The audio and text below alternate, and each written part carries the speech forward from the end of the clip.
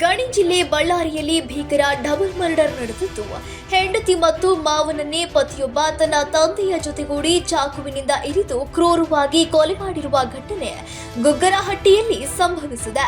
ಪತ್ನಿ 24 ವರ್ಷದ ನಾಗಲಕ್ಷ್ಮಿ ಹಾಗೂ ಮಾವ 48 ವರ್ಷದ ಶ್ರೀನಿವಾಸ್ ಕೊಲೆಯಾದ ದುರ್ದೈವಿಗಳಾಗಿದ್ದಾರೆ. ದೋಬಿ ಕೆಲಸ ಮಾಡಿಕೊಂಡಿದ್ದ ಆರೋಪಿ 29 ವರ್ಷದ ತೇಜ ಹಾಗೂ ಆತನ ತಂದೆ 50 ವರ್ಷದ ಗುರುಶಂಕರ್ ಕೃತ್ಯ ಎಸಗಿದ ಹಂತಕರಾಗಿದ್ದಾರೆ. ಆರೋಪಿ ತೇಜಾಗಿ ತನ್ನ ಪತ್ನಿ ನಾಗಲಕ್ಷ್ಮಿ ನಡತೆಯ ಮೇಲೆ ತೀವ್ರ ಅನುಮಾನವಿತ್ತು ಎನ್ನಲಾಗಿದೆ. ಇದೇ ವಿಚಾರವಾಗಿ ದಂಪತಿಗಳ ನಡುವೆ ಪ್ರತಿದಿನ ಜಗಳವಾಗುತ್ತಿತ್ತು. ಇಬ್ಬರ ನಡುವಿನ ವೈಮನಸ್ಸು ತಿಳಿಗೊಳಿಸಲು, ಸಂಸಾರದ ಗಲಾಟೆಯನ್ನು ಬಗೆಹರಿಸಲು ಮಾವ ಶ್ರೀನಿವಾಸ್ ಇಂದು ಮಗಳ ಮನೆಗೆ ಬಂದಿದ್ದರು. ಮನೆಯಲ್ಲಿ ರಾಜಿ ಪಂಚಾಯಿತಿ ನಡೆಯುತ್ತಿದ್ದ ವೇಳೆ ಮಾತಿಗೆ ಮಾತು ಬೆಳೆದು ಕೋಪಗೊಂಡ ಪತಿ ತೇಜ ಮತ್ತು ಆತನ ತಂದೆ ಗುರುಶಂಕರ್ ಇಬ್ಬರು ಸೇರಿ ನಾಗಲಕ್ಷ್ಮಿ ಹಾಗೂ ಶ್ರೀನಿವಾಸ್ ಮೇಲೆ ಚಾಕುವಿನಿಂದ ಮನಸ್ಸು ಇಚ್ಛೆ ಇರಿದಿದ್ದಾರೆ. ತೀವ್ರ ರಕ್ತಸ್ರಾವದಿಂದಾಗಿ ಇಬ್ಬರು ಸ್ಥಳದಲ್ಲೇ ಕೊನೆಯುಸಿರೆಳೆದಿದ್ದಾರೆ. ಘಟನೆ ಸಂಭವಿಸುತ್ತಿದ್ದಂತೆ ವಿಷಯ ತಿಳಿದ ಎಪಿಎಂಸಿ ಠಾಣೆಯ ಪೊಲೀಸರು ತಕ್ಷಣವೇ ಸ್ಥಳಕ್ಕೆ ಭೇಟಿ ನೀಡಿ ಪರಿಶೀಲನೆ ನಡೆಸಿ ಅಪ್ಪ ಮಗನನ್ನು ವಶಕ್ಕೆ ಪಡೆದಿದ್ದಾರೆ. ಈ ಕುರಿತು ಎಪಿಎಂಸಿ ಪೊಲೀಸ್ ಠಾಣೆಯಲ್ಲಿ ಪ್ರಕರಣ ದಾಖಲಾಗಿದ್ದು ಕಾನೂನು ಕ್ರಮ ಕೈಗೊಂಡಿದ್ದಾರೆ. ಸಂಸಾರದ ಜಗಳ ಇಬ್ಬರ ಬಲಿ ಪಡೆಯುವಲ್ಲಿ ಕೊನೆಗೊಂಡಿರುವುದು ಸ್ಥಳೀಯರಲ್ಲಿ ತೀವ್ರ ಆಘಾತ ಮೂಡಿಸಿರುವುದಂತೂ ಸತ್ಯ.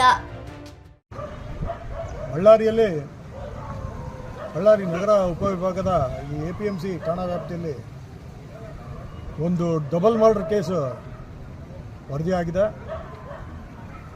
ಮೂಲತಃ ಇದರಲ್ಲಿ ತೇಜು ಅನ್ನೋ ವ್ಯಕ್ತಿ ತನ್ನ ಹೆಂಡತಿ ಮತ್ತು ಆ ಹೆಂಡತಿಯ ಅಪ್ಪ ಅವರ ಮಾವ ಇಬ್ಬರನ್ನು ಹರಿತವಾದ ಆಯುಧಗಳೊಂದಿಗೆ ಹಲ್ಲೆ ಮಾಡಿ ಮನೆಯ ಮುಂಭಾಗದಲ್ಲಿ ಅವರು ಇಬ್ಬರು ಅಸುನೀಗಿದ್ದಾರೆ.